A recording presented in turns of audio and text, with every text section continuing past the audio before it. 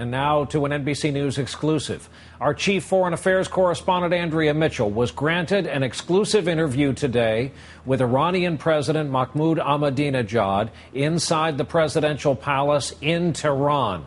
They talked about a number of things, including the fate of those American hikers and the plan to build that Islamic Center in downtown Manhattan.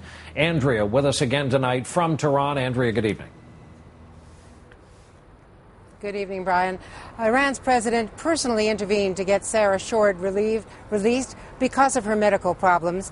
But when it came to the tough questions, tough details of subjects like the two other American hikers still in jail and the international criticism today of Iran's nuclear program, well, then he was defiant.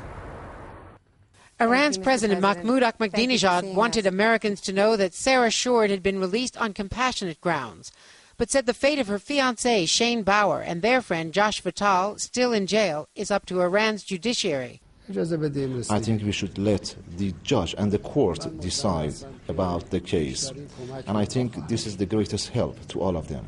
Iran's government has been encouraging protests all week in Tehran, trying to exploit anger against the U.S. because of threats to burn the Quran and the opposition to the proposed Islamic Cultural Center near Ground Zero.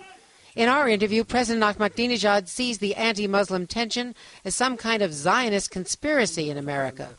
At least I should say there is no conflict between the two cultures. We should find where the problem is.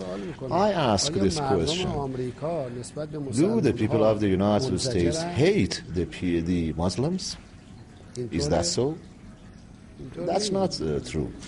Muslims do not hate Americans either. This has nothing to do with the people here. That has nothing to do with cultures. We believe that there is a minority in the United States, and they are Zionists.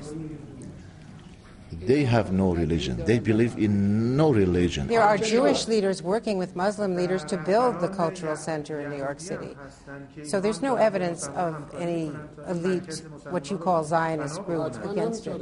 In fact, That's Fidel Castro... Right. Fidel Castro, your old friend Fidel Castro, criticized you for your comments about I think Israel you should and allow me Holocaust. to talk, to speak. Excuse me. I think you should finish first, and then you should let me explain. Please. Okay, will you finish, please? You can continue to talk.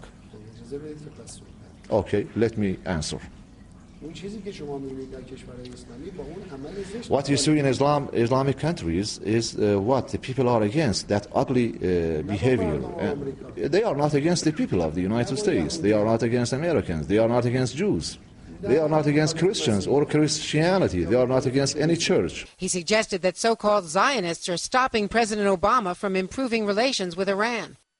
We think maybe President Obama wants to do something. But there are pressure groups in the United States who do not allow him to do so. Even if he wants to do something, apparently there are certain groups who do not allow him to do it. You're suggesting that President Obama doesn't have as commander-in-chief and leader of the United States, does not have the decision-making power over what he does? Do you really think President Obama can do anything he wishes to? He does not say so even. There are different political groups, there are different lobbyist pressure groups, and more important, there are Zionists there. We say if he wants to do something, there are certain groups who do not allow him to do so. And President Ahmadinejad flatly rejected today's demands by the UN's nuclear watchdog agency to let its inspectors back into those suspected nuclear sites in Iran. He said he would simply not let that happen, but senior U.S. officials tell me that if he continues to defy the UN on this, that could lead to a major confrontation with the U.S. Brian? Andrea Mitchell as part of her exclusive interview there today in Tehran. Andrea, thanks.